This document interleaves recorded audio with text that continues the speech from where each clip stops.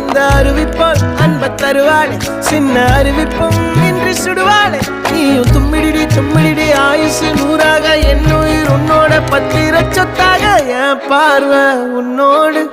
உன் பொம்மை கண்ணோடு பேசாமல் விண்ணோடு நாம் மிதந்து போவோம் காதாரா அடியாளோ நான் தாங்க மாறோடு